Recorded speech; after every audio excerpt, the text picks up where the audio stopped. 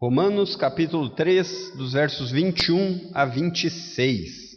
Acompanhe comigo aí o texto bíblico, diz assim: Mas agora, sem lei, a justiça de Deus se manifestou, sendo testemunhada pela lei e pelos profetas.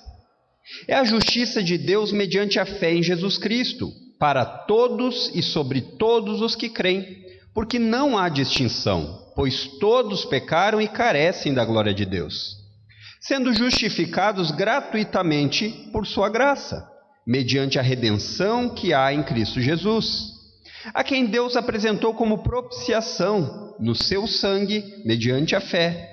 Deus fez isso para manifestar a sua justiça, por ter ele, na sua tolerância, deixados impunes os pecados anteriormente cometidos, tendo em vista a manifestação da sua justiça no tempo presente, a fim de que o próprio Deus seja justo e o justificador daquele que tem fé em Jesus. Vamos ter uma palavra de oração? Deus, nós estamos diante mais uma vez da tua santa palavra.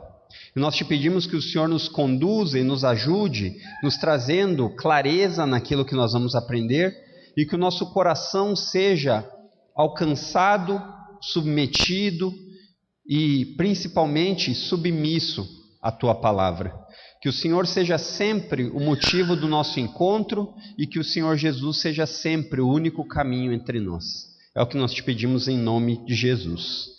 Muito bem, então, queridos, talvez fiquei pensando aqui a respeito desse texto, que talvez seja a pedra angular de Paulo na carta de Romanos, o texto que faz uma divisória, uma divisão importantíssima no fluxo de raciocínio de Paulo. E talvez a pergunta que você nunca tenha se feito, e eu fiquei pensando se eu já tinha feito essa pergunta até esse dia, é: como pode um Deus justo e santo se relacionar com pecadores? Como pode? Nas quartas-feiras nós estamos aprendendo a respeito dos atributos de Deus, e nós vamos poder ver com mais detalhes o que são os atributos de Deus, as qualidades, mas o ponto aqui é: Deus é um Deus totalmente justo e totalmente santo. Como pode esse Deus perfeito se relacionar com pecadores? E Paulo respondeu, ou pelo menos começou essa resposta. Volte a sua Bíblia aí para o capítulo 1 de Romanos, nos versos 17 e 18, onde ele falou a respeito disso. Fique com o seu dedo no capítulo 3, que vai ser a exposição do texto, mas apenas para nós lermos juntos aqui versos 17 e 18. Ele diz assim, no verso 17: Porque a justiça de Deus se revela no Evangelho, de fé em fé, como está escrito, o justo viverá por fé. E no verso 18 ele diz: A ira de Deus se revela do céu contra toda impiedade e injustiça dos seres humanos, que, por meio da sua injustiça, suprimem a verdade. Então, nesses dois textos de abertura da carta de Paulo, ele apresentou dois aspectos da justiça divina. Você deve ter percebido: a justiça redentora, uma justiça que resgata, e ele apresentou a justiça julgadora, uma justiça que condena. E Paulo tratou no seu livro, na sua carta aqui, até esse momento, dos versos 19 do capítulo 1 até o verso 20 do capítulo 3, ele tratou a respeito da justiça julgadora. Nós passamos quase 3 capítulos aprendendo o posicionamento bíblico a respeito do estado da humanidade. Todos estão condenados. Não há um justo, não há um sequer. Ninguém escapa dessa justiça julgadora de Deus. Judeus e gentios estão no mesmo pacote. E agora Paulo vai começar a demonstrar que a justiça de Deus, ela não é apenas julgadora, mas ela também tem um aspecto de uma justiça que resgata.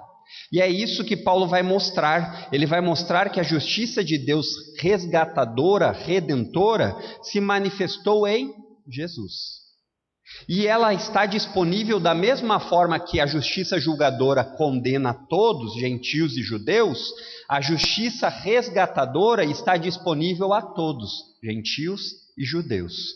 E em Jesus, por meio da fé nele, é isso que Paulo vai falar, na cruz, a justiça julgadora e a justiça reconciliadora, elas foram unidas. Existe agora um acerto de contas em Cristo. Em Cristo nós podemos ver esses dois contrastes claramente: a justiça que condena o pecado e a justiça que resgata o pecador. E o meu objetivo aqui, essa manhã, é que você possa entender que você só pode aproveitar, fazer parte, se apropriar da justiça resgatadora de Deus por meio da fé em Cristo. Não existe outra forma. Não existe uma possibilidade por meio do seu status social, de você ser um influencer. Não existe a possibilidade por meio da sua etnia, eu sou judeu. Não existe uma possibilidade por meio da sua fama, o quão famoso você é, nem pelo dinheiro que você tem, ou pelo poder que você exerce nessa sociedade. Não existe outra forma. E eu gostaria de destacar 3 maneiras como nós aprendemos isso da justiça de Deus. Em primeiro lugar, a justiça manifesta, dos versos 21 a 23. Ele diz assim no verso 21: mas agora, sem lei, a justiça de Deus se manifestou, sendo testemunhada pela lei e pelos profetas. Após Paulo passar longo tempo falando do seu escrito sobre o indesculpável estado da humanidade, ele agora muda a narrativa. Graças ao bom Deus que a notícia não termina no verso 20. Estão todos condenados. Graças a Deus. Graças a Deus que a carta não para por ali, ela continua. E isso nós podemos ver na inversão quando Paulo usa a palavrinha mas no verso 21. Ele está querendo demonstrar agora que existe uma inversão no agir de Deus relacionado com a sua justiça. E você deve ter aprendido já, se você não aprendeu, a justiça ela faz parte do quê? Dos atributos de Deus. E uma de suas características, uma característica que define quem Deus é. Então Deus é justo. E o termo que ele usa aqui, Paulo, ele diz, mas agora. Então Paulo quer dizer que com agora, a manifestação de Deus no presente vai ser diferente. Mas isso não quer dizer que não existia. Quando ele fala mais agora, ele está dizendo, olha, já existia, mas agora essa justiça ficou visível e evidente. Algo que no passado não era. É nesse momento presente no qual Paulo está se referindo. A vinda de Jesus manifestou de maneira visível a justiça de Deus resgatadora, que não era visível no passado. E Paulo está falando de um período aqui, ele diz, mas agora, sem lei, a justiça de Deus se manifestou sendo testemunhada pela lei e pelos profetas. Quando ele diz isso, testemunhada pela lei e pelos profetas, ele está querendo dizer que era algo que já era falado. E sempre que você olhar na Bíblia, no Novo Testamento, essa sequência, lei e profetas, está se referindo a escritos do Antigo Testamento, não são pessoas. Ele está dizendo, o que foi escrito no Antigo Testamento, agora está sendo visto. A manifestação da justiça de Deus. A forma como Deus falou que agiria ao manifestar sua justiça redentora, resgatadora. E agora em Jesus, em Cristo, tem o seu cumprimento. É cumprido em Jesus. Essa justiça que resgata, ela não só é visível, como ela é realizada. Enquanto antes, na lei de Moisés, a lei era um norteador para o relacionamento com Deus, mas nunca conseguiu salvar ninguém. Vocês lembram que eu expliquei aqui? A lei ela apenas apontava o problema, mas ela nunca foi capaz de resolver. Agora em Cristo, Deus mostrou um caminho incomparável, um caminho que é marcado por uma cruz. E esse acontecimento há tanto tempo falado, no qual o texto bíblico nos diz que ele era testemunhado, e testemunhado era confirmado com as suas palavras, agora mostra uma relação de continuidade do Antigo para o Novo Testamento. Você vê que nós não separamos eles. O Antigo Testamento falava da justiça de Deus e agora nós vemos a sequência da justiça de Deus.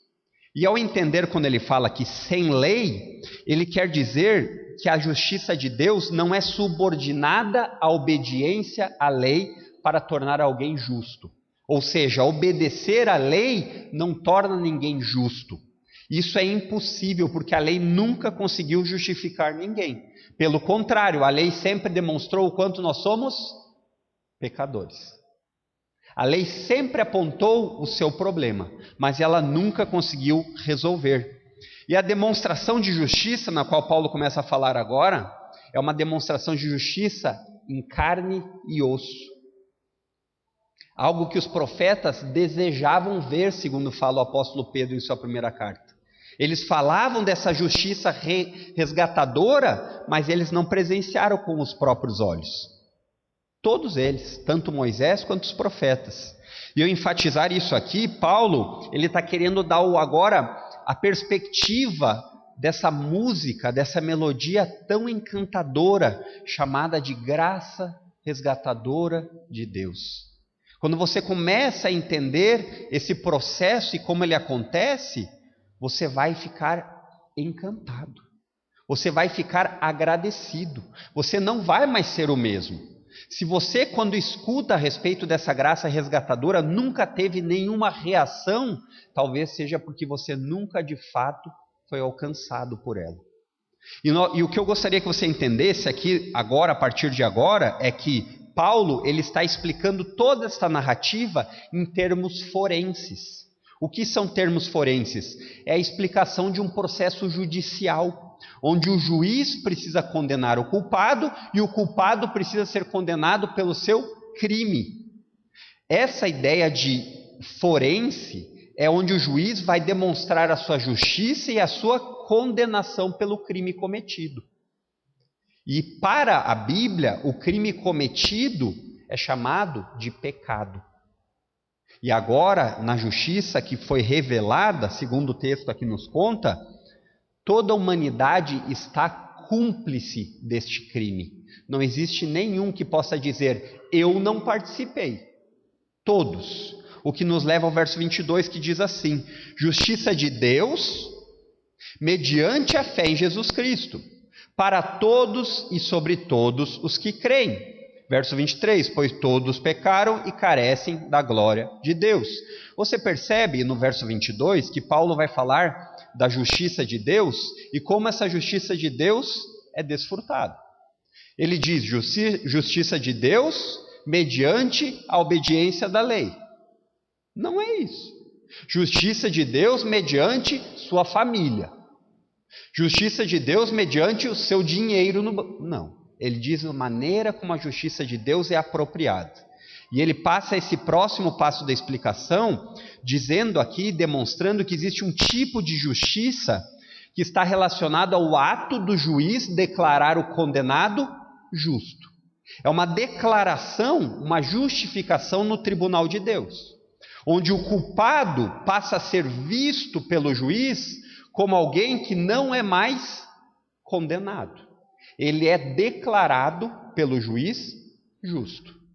E essa justiça, para que esse condenado possa se declarar, está bem clara no texto. Para que ele possa ser declarado, está bem claro no texto. Mediante. Mediante é a ideia que nos traz na cabeça por meio. A única forma. Mediante como você vai para as férias? Eu vou por meio do meu dinheiro, pela economia que eu tenho. Mediante como você estuda? Por meio do tempo gasto estudando. Mediante como você adquire a justiça de Deus? Por meio da fé em Jesus. Não existe outro meio. E Paulo explica que essa justiça redentora acontece, segundo Paulo explica, não por obras, não por obediências a rituais. Você não adianta fazer uma procissão de 20 quilômetros de pé no chão ou de joelho. Você não vai alcançar essa justiça de Deus. O máximo que você vai adquirir são calos e pés cortados. E isso não vai ter valor diante de Deus. Olha que pesado isso. Você dizer isso para uma pessoa que faz isso com frequência. Olha, a justiça de Deus não se adquire dessa forma. Não é por meio disso. Mas pela fé no Filho de Deus, em Cristo. É o ato de demonstrar a sua confiança e esperança em alguém que é longe de você, não em você mesmo. Nós somos acostumados a pensar de maneira a nós fazermos tudo. Os pais que querem os filhos de sucesso, eles incentivam os filhos a serem independentes. Eu não estou dizendo que isso está totalmente errado, mas eu estou querendo lhe levar a entender de onde vem essa ideia de que nós confiamos em nossos próprios esforços. Desde que o mundo é mundo. Olha, faça por você. Olha, tudo depende de você. A justiça de Deus não é dessa forma. E a coisa mais maravilhosa que eu vejo ela está ao alcance de qualquer um. Gentios, judeus, homens, mulheres, crianças, pobres, ricos, empregadas, empresários, todo aquele que crê. Não existe distinção. Ela não é negada a alguém que queira vir a Jesus, que crê. Não. E talvez a pergunta que você faça, e eu já fiz, e eu escuto com frequência as pessoas que passam por adversidades fazerem mas eu não sou tão ruim assim. Existem pessoas que são bem piores que eu. Eu não sou criminoso, eu não roubo de ninguém. Eu não sou uma pessoa completamente imoral e eu não traio minha esposa. Ou então, todo tipo de justificativa para dizer que você não precisa da justiça de Deus.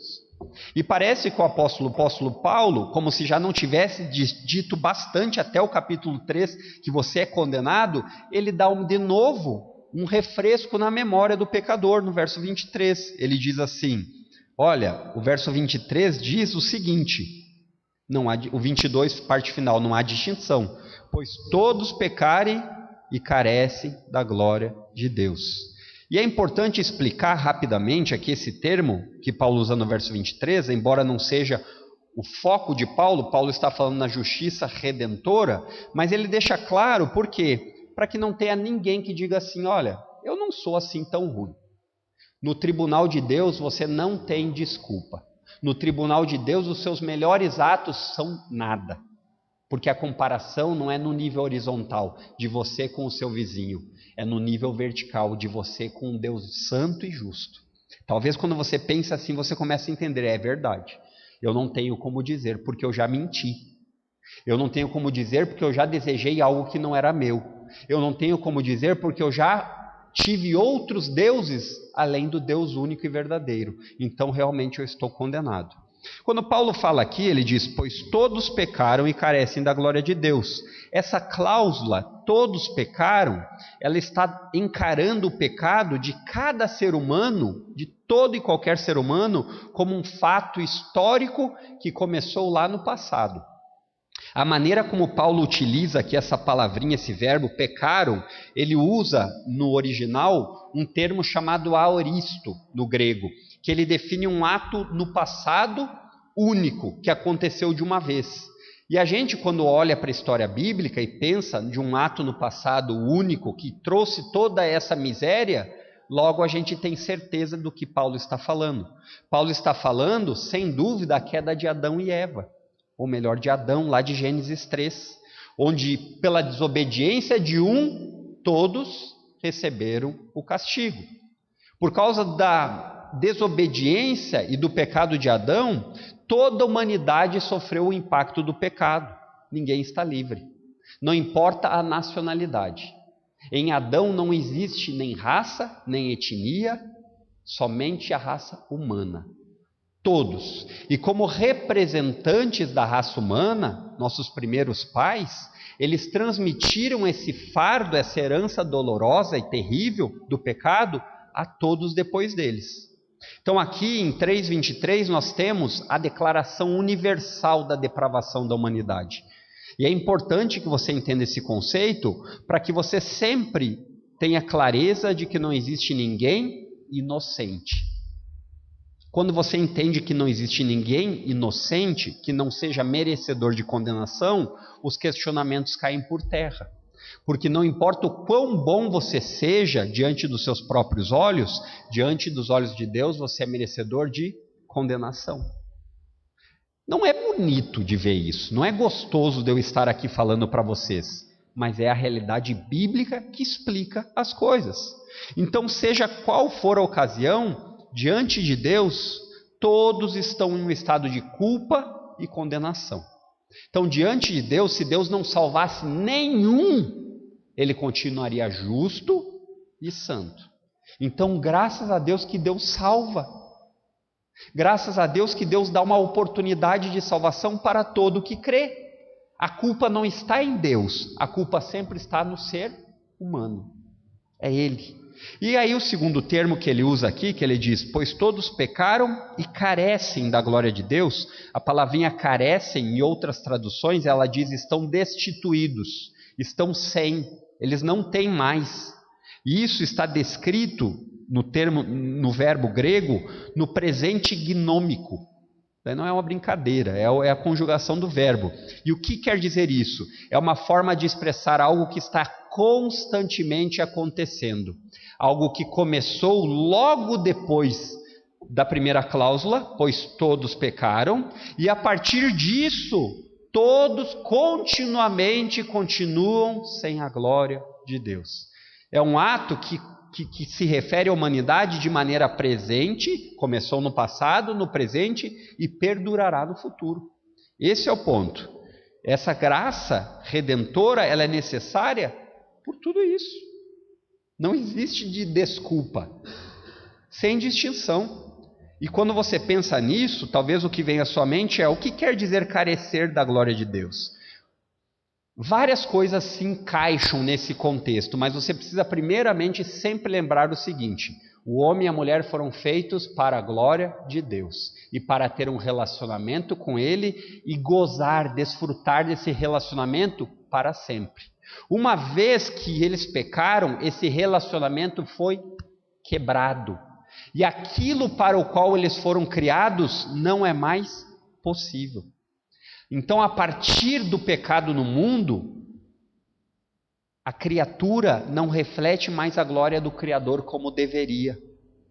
De que formas? É simples de pensar. Os seres humanos não levam Deus em consideração como deveriam. Quando você vê pessoas geniais fazendo coisas maravilhosas como a tecnologia, você olha para isso e fica encantado, porque é maravilhoso mesmo.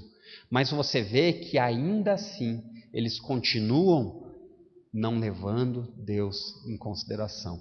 E diante do tribunal de Deus, nem toda intelectualidade e geniosidade do mundo dará a justiça que precisa.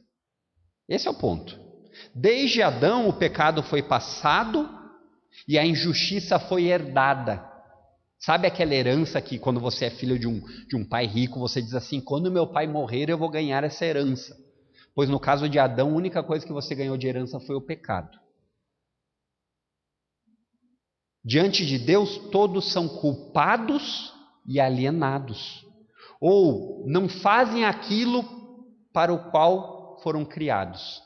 Sabe quando você compra um aparelho eletrônico e ele fica com defeito, e você ainda continua usando o aparelho para não jogar? Por exemplo, quando você derruba o celular no chão e quebra a tela. Muitas vezes, ao quebrar a tela, você continua conseguindo usar o telefone, mas de maneira toda distorcida e não com todas as funcionalidades que você comprou o celular para usar. De maneira muito mais profunda, assim é o ser humano. É verdade que a queda, ela não tirou a imagem de Deus em nós, mas ela desfigurou muito pior que uma tela de smartphone quebrada, ao ponto de tudo que você faz estar com defeito porque você não faz para a glória do Criador. Então, a ênfase aqui que Paulo está dando é: não há distinção para condenação, todos pecaram. Só que olha que notícia maravilhosa, Paulo fez isso para enfatizar, mas volte um pouquinho no verso 22, a parte B, ele diz assim: a justiça de Deus, mediante a fé em Jesus Cristo, para todos e sobre todos os que creem.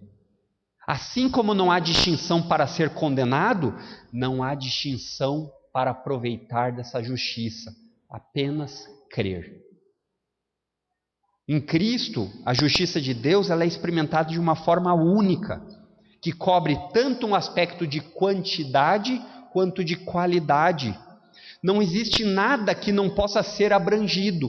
Ah, mas esse pecado que eu cometi, Não, ele alcança esse pecado também. Ah, mas eu acho que eu não tenho perdão, não há... Tudo pode ser reparado em Cristo Jesus. Não existe nada que o pecador tenha feito que não possa ser perdoado para todo o que crê. O que nos leva ao segundo ponto da justiça satisfeita, versos 24 e 25, parte A. Sendo justificado gratuitamente por sua graça, mediante a redenção que há em Cristo Jesus. Lembra que eu falei de não perder de vista os termos forenses, judiciais? Pois Paulo agora vai explicar ainda melhor como que essa justiça de Deus é satisfeita. O ato no qual Deus declara o culpado como inocente, absolvendo a culpa, não é feito por merecimento do culpado, não é feito por troca do culpado nele mesmo, não é feito pela fama do culpado ou pelo poder. É verdade que no nosso tempo presente, com frequência nós percebemos alguns tipos de favorecimento para determinadas pessoas. Eu mesmo já aproveitei desses favorecimentos, vou explicar. Por exemplo, você liga para um médico e você diz assim: eu gostaria de marcar uma consulta para daqui 10 dias, ou quanto antes. Aí ela diz assim: é convênio? Você diz: é convênio sim, convênio eu só tenho para daqui 4 meses.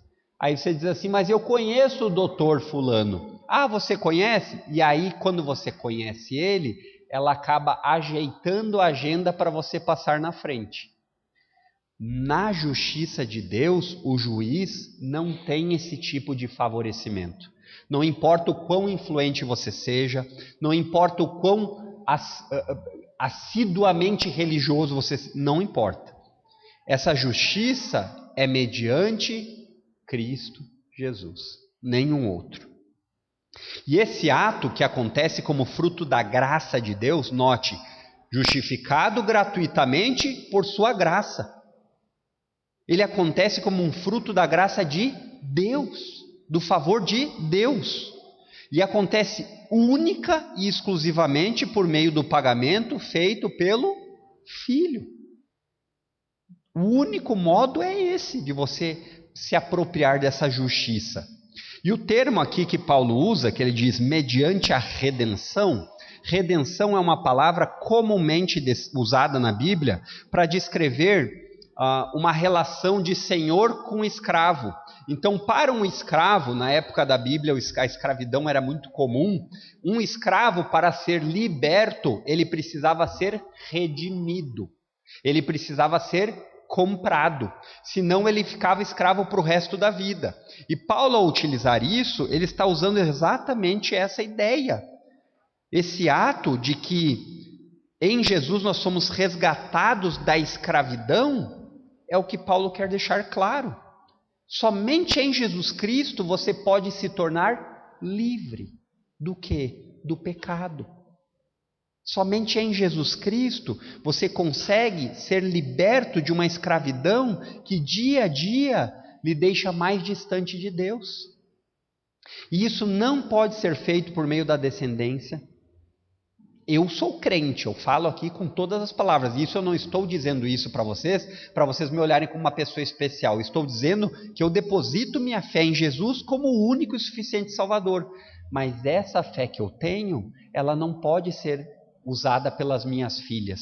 Eu posso ensiná-las, mas elas têm que se apropriar dessa fé por elas mesmas. Não podem, porque eu sou da família do Adriano. Grande coisa. Eu sou judeu. Grande coisa. Sem Cristo, diante de Deus, você apenas está num estado de culpa. Somente por meio de Jesus.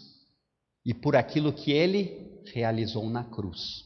Talvez ao pensar no preço pago, você não pense a respeito do que foi pago. Não é porque a justificação é de graça que ela não teve preço. Ela teve que ser paga. E eu queria trazer à sua memória aqui, que ele diz, mediante a redenção que há em Cristo Jesus. E você deve ter percebido que Paulo faz um uso aqui de palavras, ele troca o Cristo e coloca para frente, e eu queria talvez lhe decepcionar. Primeiro lugar, Cristo não é o sobrenome de Jesus. Talvez até hoje você tenha achado, é Jesus Cristo. Não, Cristo não é o sobrenome, não é Jesus Cristo, porque a família dele, o sobrenome é Cristo. Não é. Cristo é a palavrinha, um título que Jesus tem por causa de quem ele é. Cristo é a tradução no grego para a palavrinha hebraica de Messias. E vocês devem lembrar aqui, embora que nem eu, remotamente, todas as exposições do pastor Fernando, onde Mateus enfatiza muito o que é ser o Messias. Jesus veio à terra a salvar pecadores. E este ato não tem méritos humanos envolvidos. Por quê? Porque são incapazes de alcançar a justiça de Deus.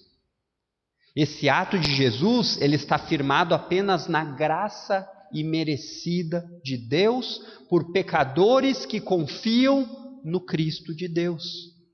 E esse título que Paulo usa aqui, e Paulo enfatiza de Cristo Jesus, eu queria que você tivesse clareza numa coisa. Quando você ler Cristo, entenda que essa palavrinha quer dizer Salvador, Redentor e Senhor. Não tire fora essa parte do Senhor, quer dizer o Rei. Então Jesus diz os termos do seu relacionamento com Ele, não você. Por que eu faço essa ênfase? Porque hoje nós vivemos numa época que as pessoas querem aproveitar do perdão de Cristo, mas elas não querem ser submissas ao seu senhorio. E pessoas que não têm Cristo como Senhor, nunca tiveram Ele como seu Salvador. Essa é uma verdade dura. E talvez essa seja uma das maiores dificuldades entre todas as religiões. Por quê? Porque todas as religiões dizem algo meritório que você deve fazer para se encontrar com a divindade.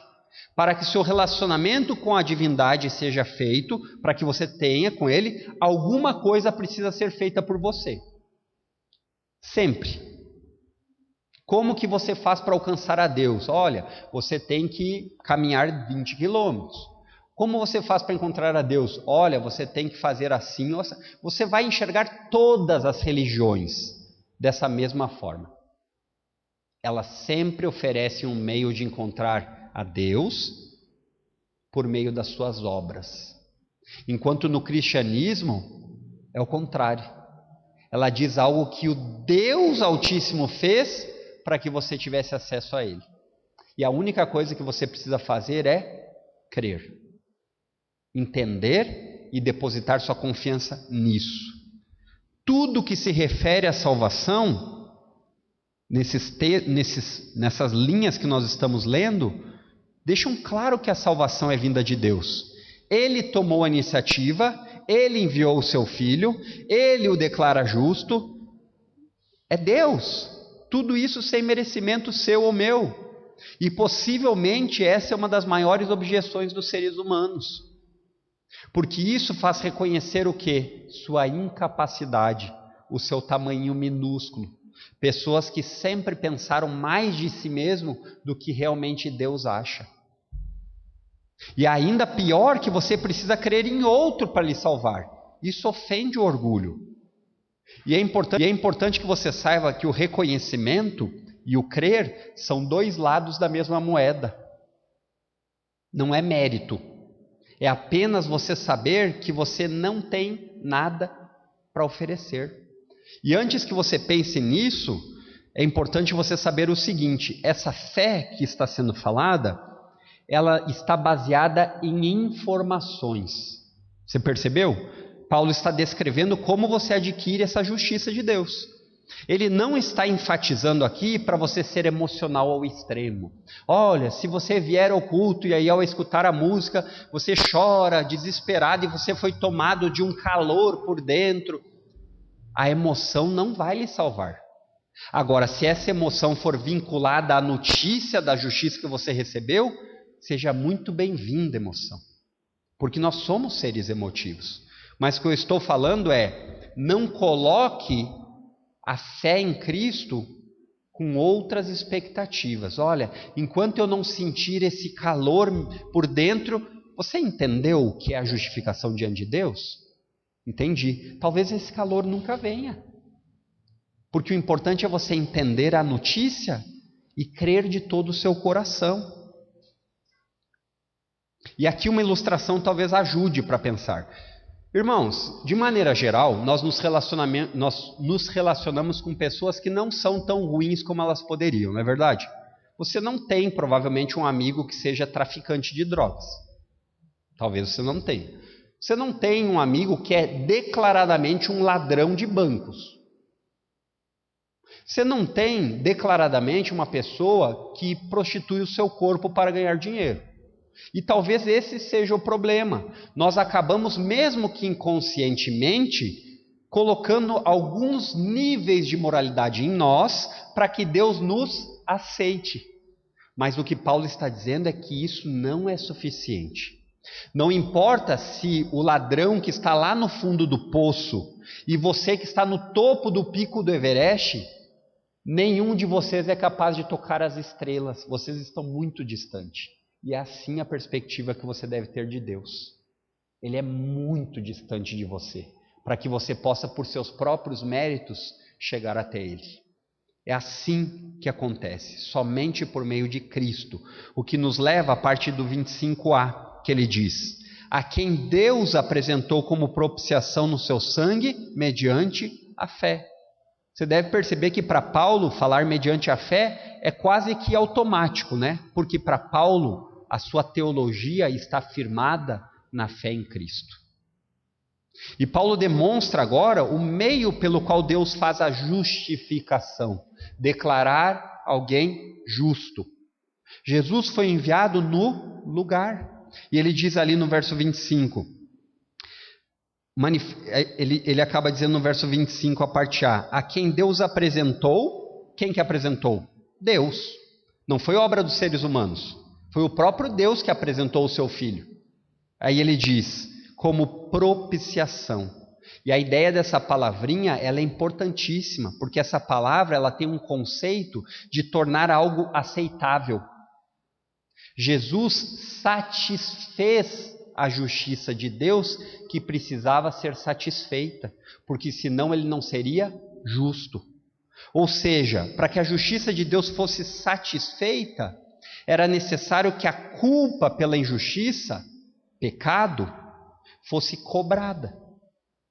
Deus não torna alguém justo sem cobrar a culpa. No entanto, o que Deus fez, Ele fez por meio do Filho. Em Jesus, na sua morte de cruz, a culpa foi cobrada. E ao entender no que Cristo fez em seu lugar e no meu lugar, você pode desfrutar desse estado justo. Agora entenda, você é declarado justo pelos méritos de outro. Aqui é o grande erro católico romano, que eles entendem que aqui você se torna justo. Você é uma pessoa justa. O que quer dizer isso? Você tem a capacidade de não pecar mais. E isso é um abismo entre a teologia de Paulo, porque você deve perceber pela sua própria vida que você ainda luta contra os efeitos do pecado. Então, no tribunal de Deus, Deus não lhe remove o pecado de uma vez por todas, nesse tempo presente. Mas Ele lhe declara justo que o pecado agora não lhe condena mais no tribunal de Deus. E por isso você pode se chegar a Deus, sem medo da condenação. E é importante perceber aqui que Paulo faz questão, e muito provavelmente por meio das religiões de seu tempo, de enfatizar quem providenciou isso. Porque se você nunca escutou ou pensou, eu já pensei algumas vezes, que o cristianismo é uma religião sanguinária. Você já parou para pensar nisso? O cristianismo tem cheiro de sangue. Talvez você nunca tenha pensado nisso, eu já parei para pensar. Por quê? Porque nos nossos dias, onde você não pode nem matar mais um boi para fazer um churrasco, que isso é tido como um absurdo, você imagina então falar de uma religião que cobra o preço de sangue. É pesado, né? No entanto, diferente do que muitas religiões por aí fora fazem, onde o sacrifício é feito pelo ser humano para alcançar favor de Deus, no cristianismo, o próprio Deus providenciou o sacrifício. O próprio Deus apresentou o seu Filho. Então, a morte de Cristo é o meio pelo qual Deus elimina a culpa do pecado do seu povo. Diferente do que acontecia no Antigo Testamento, com uma continuidade. Lá em Levítico 16, você vai ver um ritual de sacrifícios com sangue para pecado, mas que eles não eram suficientes. Eles precisavam ser repetidos e repetidos e repetidos. Por quê? Porque o sangue desses animais, ele não tinha o valor que era exigido por Deus. Por quê? Porque nada pode satisfazer um Deus que não precisa de nada.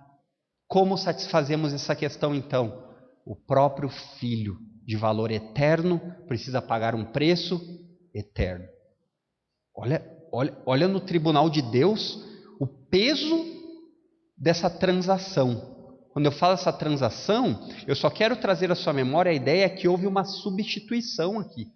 Alguém fez isso no seu lugar, porque você seria incapaz de pagar o preço.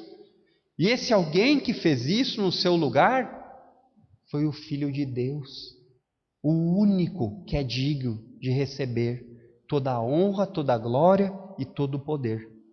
Então, em Jesus, a justiça redentora que chama de volta, que resgata, e a justiça julgadora que condena e demonstra sua ira sobre o pecado, são satisfeitas. Jesus é essa ponte. E é importante entender isso, irmãos, para que você perceba que em Cristo você passa de uma sequência de condenado no tribunal de Deus para absolvido. Por meio de Cristo, gratuitamente comprado da escravidão do pecado. É esse tipo de confiança que define a fé, sem méritos. Então, quando você pensa que a fé pode ser algo seu, você percebe que não seria seu, porque é muito humilhante. E você jamais gostaria de ter algo que lhe humilhasse acima de medida. A fé que você tem que ter em Cristo, ela é a mesma consideração que um mendigo na rua, faminto, tem ao pegar o pão e dizer assim: estou com fome. Ele não diz assim: olha, eu peguei esse pão porque eu sou merecedor desse pão e fui eu que estiquei a mão e peguei o pão. Ele só diz assim: obrigado por esse pão imerecido. Assim é a fé em Cristo, é imerecida. Você se apropria sim, mas como um miserável mendigo que precisa. O que nos leva ao terceiro ponto da justiça compartilhada, dos versos 25b e 26, que diz assim: Deus fez isso para manifestar a sua justiça, por ter ele, na sua tolerância, deixado impunes os pecados anteriormente cometidos, tendo em vista a manifestação da justiça no tempo presente, a fim de que o próprio Deus seja justo e justificador daquele que tem fé em Jesus. Em Cristo, Deus fez justiça. E Paulo quer demonstrar que Deus não foi injusto ao tolerar os pecados anteriormente cometidos. Por quê? Os pecados são cobrados em Cristo. Mas aí talvez a pessoa pense assim: mas e antes de Cristo? Como era? É por isso que Paulo fala aqui de um tempo em que isso foi tolerado. Só que você precisa entender que quando Paulo está falando tolerar, talvez não tenha a mesma ideia que você está trazendo para a sua cabeça. E por que Paulo fala isso? Porque também, mais uma vez, talvez não seja tão evidente na nossa cultura um juiz, talvez até seja, né, nesses nossos últimos tempos, mas um juiz que não leva em conta o mal praticado. Esse é um juiz justo ou um juiz injusto? Um juiz que fica favorecendo alguns que falham, que fazem coisas erradas, enquanto outros são culpados. Então, o que parece aqui que Paulo quer demonstrar é: olha, Deus não é assim. Deus não é assim. Em Cristo, a justiça de Deus tem tanto um efeito retrospectivo para trás, quanto prospectivo para frente. Antes, aqueles que eram salvos, eles não eram salvos, eles não adquiriam a justiça de Deus por seus méritos, mas ao olhar da promessa de que o Cristo viria. Era assim que eles adquiriam a justiça, da mesma forma, mediante a fé. Sempre foi assim e sempre será. Agora, por meio da fé, nós podemos olhar para trás, algo que já aconteceu. A promessa de que o Messias que iria salvar o seu povo dos seus pecados aconteceu. Essa é a diferença. E Paulo, ao enfatizar isso, quer dizer, toda salvação é de Deus. Começa com Deus, é sustentada por Deus e mantida por Deus. Se Deus não agir dessa forma, amanhã mesmo nós acordaremos incrédulos. E tolerar, agora explicando o que eu falei, não tem um sentido de perdoar. Não é esse sentido que Paulo está falando. Mas apenas não retribuir de imediato aquilo que cada um merece. Como um condenado que aguarda pelo tempo de sua condenação, numa declaração do juiz, assim é o que Paulo está utilizando. Ele está dizendo, olha, Deus não perdoou eles, mas Deus estava dando um tempo para demonstrar a sua justiça em Cristo. Sendo assim, ninguém é impune, ninguém é inocente. Na cruz você pode enxergar essa manifestação do juízo. Na cruz você enxerga o castigo de Deus. Na cruz você enxerga o horror que Deus tem pelo pecado. Por isso que quando nós falamos de pecado, e você deve ensinar os seus filhos, pequenininhos, crescendo, pecado não é o papai errar a pintura da parede da casa, que eu pintei de verde limão e ficou horroroso. Olha que pecado. Pecado está relacionado com não fazer aquilo que nós deveríamos diante de um Deus santo, diante de um Deus justo. Só que na cruz, ao mesmo tempo que você presencia o horror do castigo e da condenação de Deus sobre o pecado, você pode presenciar o amor de Deus em salvar pecadores mediante a fé. Você pode presenciar isso. E isso não tem preço. O preço foi pago por outro. Em Cristo, a justiça de Deus é satisfeita. E o pecador que crê é justificado. É isso que o texto quer dizer quando Paulo diz aqui, mediante a fé, Deus fez isso para manifestar a sua justiça, por ter ele, na sua tolerância, deixados impunes os pecados anteriormente cometidos. Agora ele diz no verso 26, tendo em vista a manifestação da sua justiça no tempo presente, em Cristo essa declaração da condenação do pecado é visível, e a justiça que resgata também pode ser visível, pode ser vista, e aí ele diz, a fim de que o objetivo disso é que Deus seja, o próprio Deus seja justo e justificador. Somente assim a equação do pecado é resolvida. Deus precisa condenar o pecado, porque Ele é justo, e em Cristo Deus continua sendo amoroso, porque Ele demonstra o seu amor para todo aquele que crê. Todo o que crê. Grave isso na sua mente. Cristo ocupa uma posição única como representante de Deus junto ao homem. Ele é o único caminho. E Cristo ocupa uma posição única como representante do homem junto a Deus. Está entendendo? O elo de ligação. O elo de ligação, ele tanto sobe quanto ele desce. O Filho de Deus andou entre nós. E a justiça por meio do Filho é adquirida mediante a fé. E é interessante que como Paulo fala a respeito disso e como o testemunho dos profetas e de Moisés falaram. Em Isaías 45, verso 21, você vai ver lá Isaías falando do Deus justo e salvador. Em Zacarias 9:9, você vai ver lá Zacarias falando do Deus justo e salvador. Jesus recebe o juízo sujeito ao pecado humano. E ele comunica a graça perdoadora de Deus por meio de quem ele é. Somente em Jesus você consegue desfrutar desse relacionamento com o Deus vivo e verdadeiro. Fez sentido? Deus vivo e verdadeiro? Lembram da aula de quarta-feira dos atributos de Deus? Só existe um Deus e só existe um caminho. Todos os outros são deturpações de Deus e do caminho.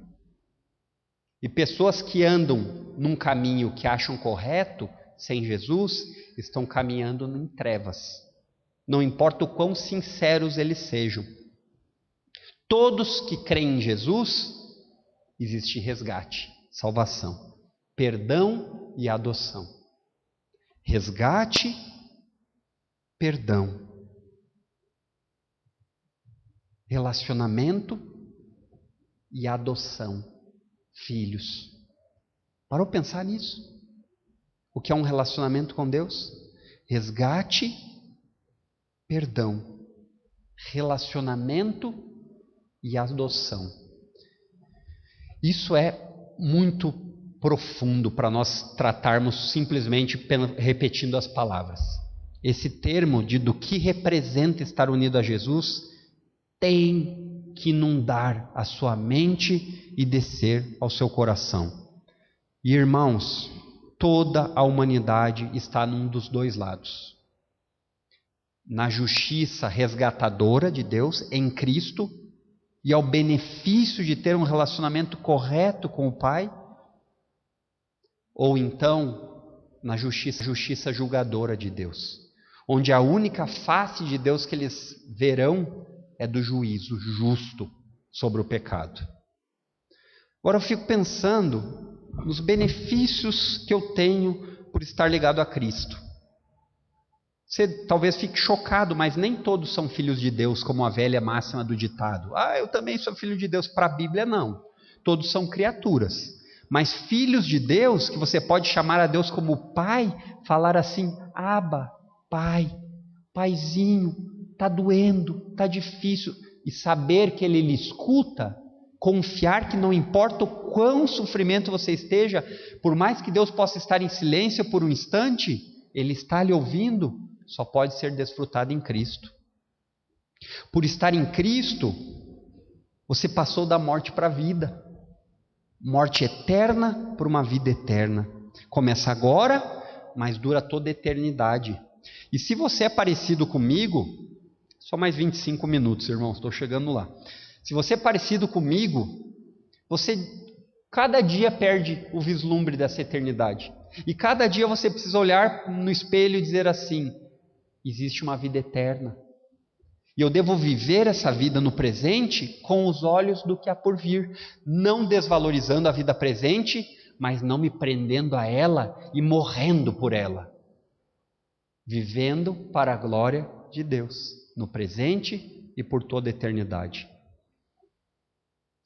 Por estar unido em Cristo, o maior problema que você poderia ter, embora se você esteja sofrendo com diversas coisas, isso nos abate, nos aperta, eu sei, eu já passei por várias coisas, isso nos perturba, nos chacoalha, mas o maior problema de todos foi resolvido, é a inimizade sua contra um Deus justo e santo, contra um Deus que não tem por inocente o culpado, mas que perdoa por meio do Filho Jesus, e você pode ser unido novamente a Ele.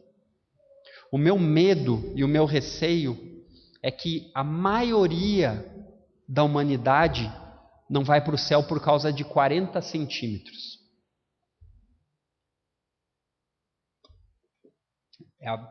Aí talvez você tenha imaginação, você ficou pensando, o que o pastor quer falar? Ele está falando da largura da porta, vou emagrecer. Não, é a distância entre entender com o seu cérebro a mensagem, que não é difícil, até uma criança que está em idade de alfabetização já entende. Talvez ela não entenda todos os desdobramentos dessa profundidade teológica, é verdade, mas que ela é pecadora e precisa de um Salvador, ela já entende. Os 40 centímetros e o coração, onde o entendimento crê, e onde ele é alimentado, e onde ele é destruído da soberba e do orgulho e diz assim, eu não tenho nenhum outro bem além de ti, Senhor Jesus. E eu tenho medo que isso que eu falei, de fato, seja visível e aconteça. O problema das pessoas não é falta de entender a mensagem, mas de crer com todo o coração. Algumas aplicações que eu gostaria de fazer aqui aos irmãos, para nós finalizarmos, Entender o caráter de Deus vai lhe dar uma compreensão melhor sobre a necessidade de justificação. Deus é um justo juiz e por isso ele precisa condenar o pecado. É um ato judicial, é fácil de entender. E a notícia triste, que também não é difícil de entender, mas é difícil de engolir, é que diante de Deus não existe nada que o ser humano possa levar como vantagem. Eu sou da Igreja Bíblica Luz do Mundo. Grande coisa. Eu sou da família do pastor. Eu tenho dinheiro. Não. Todos pecaram e carecem da glória de Deus. E quando eu penso nisso, imediatamente o que precisa vir aqui como uma aplicação à nossa mente é: existe punição para o pecado. O pecado não é deixado impune. Talvez no dia de hoje você veja tantas injustiças acontecendo no nosso país e olhe tudo isso e diga: realmente ser ruim, fazer o que é errado vale a pena no Brasil.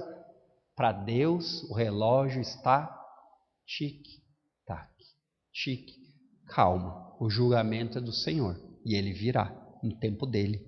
O pecado não vai ser deixado impune. Todos aqueles que não estão unidos no Filho, por mais que não percebam e não admitam, se você conversar com uma pessoa que não crê em Cristo como seu único Salvador, ela não vai falar mal de Jesus, ela até vai respeitá-lo. Mas o ponto é, quem não é com Ele, é contra Ele, na consideração de Deus.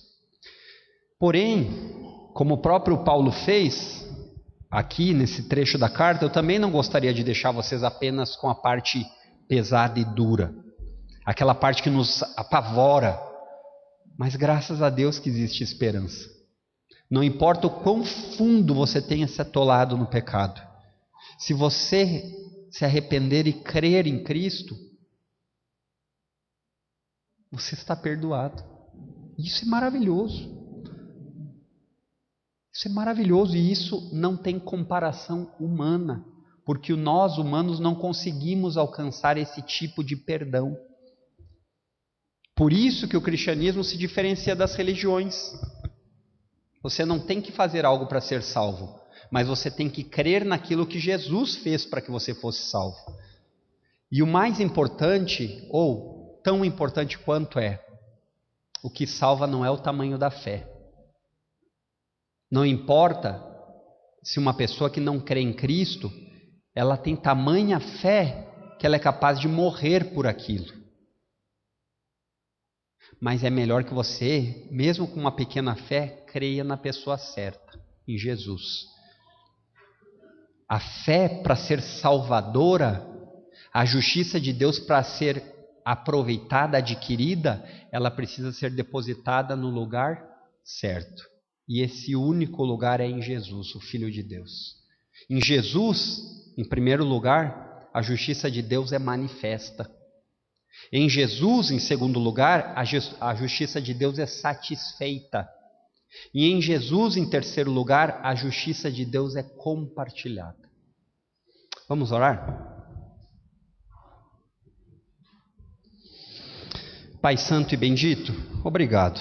Obrigado por mais uma vez aprender e lembrar de que nós somos diante de Ti escutados, nós somos diante de Ti queridos, o Senhor nos ama, mas tudo isso por causa da nossa união com o Teu Filho. Tudo isso não é baseado naquilo que nós podemos Te dar, mas naquilo que o Senhor nos deu. Então, Pai, nos ajuda diante desse entendimento correto, que a partir de agora nós possamos Te dar por louvor, não porque queremos ser salvos por aquilo que nós fazemos ou Te damos, mas por uma expressão de que somos salvos. Toda a nossa gratidão, todo o nosso louvor, todo o nosso amor, provenientes de uma salvação imerecida em nosso favor, onde Jesus morreu uma morte de cruz, para que todos nós, crendo nele, possamos ser salvos dos nossos pecados. Nos ajuda com tudo isso e nos faz cada vez mais conscientes dessa realidade tão maravilhosa e sublime. É o que nós te pedimos em nome de Cristo. Amém.